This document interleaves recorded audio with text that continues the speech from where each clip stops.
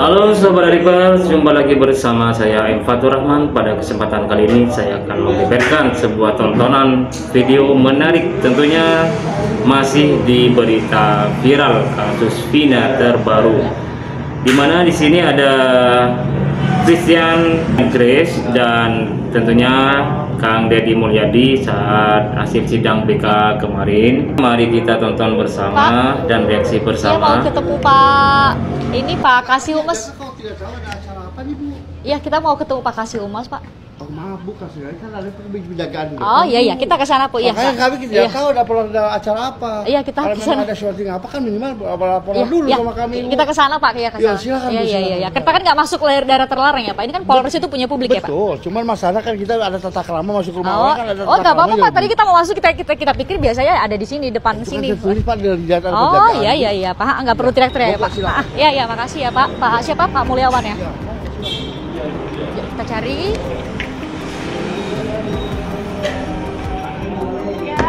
Pak, Haris Effendi Pak. Makasih Umas ya. Iya Pak, tadi kita mau cari Pak. Christian Grace ini merupakan wanita kelahiran 1988. Dia merupakan wartawan dan pewara Indonesia. Ia mempunyai program yang sangat diminati oleh para penggemarnya tentang obrolan malam Christian yang tayang di TVV.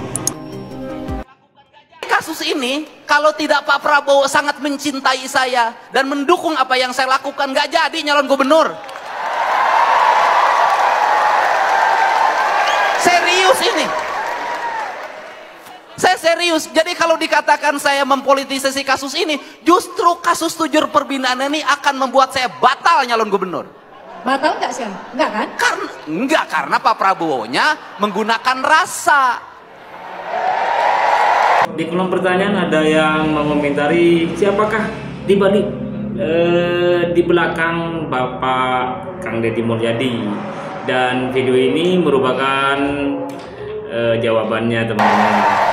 Kan kata Pak Prabowo begini, bantulah banyak orang. Kalau kamu tidak bisa bantu banyak orang, bantulah sedikit orang. Kalau kamu tidak bantu sedikit orang, kamu bantulah satu orang. Kalau kamu bantu satu orang tidak bisa, jangan bikin susah orang. Memang sudah terbukti begitu ya, dan PK-nya dikabulkan. Apa harapan Kang Deddy kepada 6 terpidana dan juga keluarga mungkin? Ya. Hasil wawancara Pak Kang Deddy Mulyadi saat PK kemarin, hasil PK sidang kemarin. Mereka akan kerja di tempat saya. Nanti mereka kerja aja di tempat saya, nanti saya kasih kerjaan. Kalau mereka bebas, langsung kan saya anggap menjadi karyawan saya, bagi pegawai saya. Jadi setelah ke-6 terpidana ini, jika nanti PK-nya dikabulkan dan terbebas, Kang Deddy kerja di tempat saya. Saya gaji tiap bulan biar dia menjadi pribadi yang paripurna. Terima kasih Kang. Atas saat ini saya sudah bersama dengan Kang Deddy Mulyadi. Halo Kang, apa kabar? Ya, kabar baik. Ya, Kang tadi kan sudah memberikan keterangan begitu ya terkait kesaksian.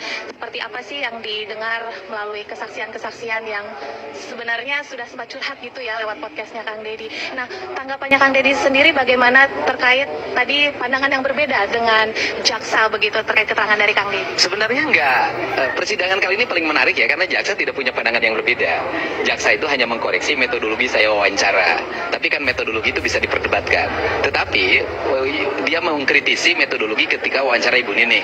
Tetapi kan wawancara bukan hanya Ibu Nining, banyak orang yang saya wawancara. Artinya metodologi itu bisa gugur dengan wawancara yang lain, itu kan pandangan dan ini cuplikan hasil sidang BK kemarin, di mana Kang Deddy ini seakan-akan memberi pencerahan tentang kasus Vina ini, bagaimana dari awal penanganan pihak penyidik dari 2016 itu banyak kejanggalan teman-teman, dan reaksi Kang Deddy setelah menjawab pertanyaan dari JPU tentunya membuat semua orang tertawa dan bangga kepada Kang Deddy. Belajar ilmu logika di hukum tidak dipakai dalam logika ini. Kemudian yang berikutnya adalah kesesatan berpikir. Kesesatan berpikir terjadi disebabkan karena kebiasaan kita. Maka saya selalu mengatakan, orang yang mengambil keputusan strategis itu diwajibkan berpuasa. Kenapa diwajibkan berpuasa? Agar pikirannya kosong dari berbagai kepentingan. Nah, karena itu yang terjadi, maka kesesatan berpikiran ini itu di awal dia berasal dari apa? Matinya hati. Matinya hati disebabkan oleh apa? Problem sosial dan problem lingkungan serta problem psikologi orang. Nah, sehingga peristiwa ini menjadi berlarut dan kemudian terungkap baru hari ini. Itu pun terungkap karena adanya film. Dan menjadi ramai lagi karena PG ditangkap. Baik, saudara saksi, jawaban saudara saksi sangat normatif, tapi realistis. Saya ingin menanyakan pada saudara saksi. Tadi saudara saksi mengatakan ada 3 orang yang melihat para pemohon pada saat peristiwa ada menginap di rumah anak Pak RT Pak Nek. Yang kedua, ada saksi yang melihat adanya kecelakaan tunggal. Apakah saksi pernah langsung bertemu dengan orang-orang tersebut untuk mewawancarai? Baik, yang disebut dengan pertentangan kan begini. Pada waktu penangkapan Peggy kan dibebaskan di peradilan, di pra-peradilan. Artinya bahwa satu DPO itu sudah dinyatakan gugur oleh pengadilan. Artinya peristiwa itu peran Peggy dulu tidak ada. Setelah itu Dani dan Andi itu juga dibatalkan. Padahal mereka memiliki peran penting. Kalau ketiga orang ini sudah dianggap tidak ada dalam kasus ini, berarti peristiwa pembunuhan tidak ada, diangkut tidak ada, asusila nggak ada. Kan harusnya punya logika dong. Masa kita bertahan pada sesuatu yang kita bantah sendiri? Mungkin bisa dijelaskan siapa yang kesurupan, karena saya lihat di podcast saksi juga bertemu dengan 2 orang yang menceritakan tentang peristiwa tersebut dan apa kaitannya dengan perkara ini. Iya, ya kesurupan tuh Linda, dan saya tuh orang yang sampai hari ini nggak percaya tuh kesurupan. Orang kesurupan tuh ada problem psikologi, dan Linda itu ada problem psikologi. Problemnya adalah sejak kecil ditinggalkan oleh bapak. Karena sejak kecil ditinggalkan oleh bapaknya, maka ada rasa sakit dalam jiwanya. Linda kesurupan diragam oleh kakaknya Vina. Kemudian selanjutnya, ya walaupun dari sisi logika nggak masuk akal. Kenapa? Karena jarak dari rumah kakaknya Vina ke Linda 20 menit. Masa yang kesurupan nunggu direkam? rekaman itu kemudian dikemanakan sama kakaknya diserahin ke Marliana ya namanya? Diserahin ke Rudiana. Ada juga kemarahan yang dialami oleh Pak Rudiana atas meninggal anaknya. Kan api bertemu api itu bisa membakar. Sehingga kalau orang sudah dibakar oleh rasa emosi, akal sehat hilang, hati nurani mati. Makanya menurut saya tidak boleh seseorang yang punya kuasa menangani sebuah perkara yang melibatkan keluarganya, karena logika dan hatinya tidak akan bekerja. Yang bekerja adalah emosi. Makanya saya tadi ditanya oleh hakim, apakah ada kaitan saudara dengan terpidana? Kan itu logikanya. Saya jadi saksi aja tidak boleh ada kaitan saudara, apalagi yang menangani perkara.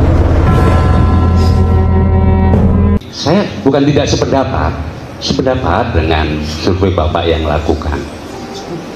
Kami sudah lama mengikuti bahwa Bapak adalah orang termasuk beliau yang peduli kepada masyarakat kecil, bagi-bagi sembako. Saya pun terharu, alhamdulillah. Cuma memang akhir-akhir ini kurang, tetapi lebih ke masalah yang ini. Tapi nggak apa-apa.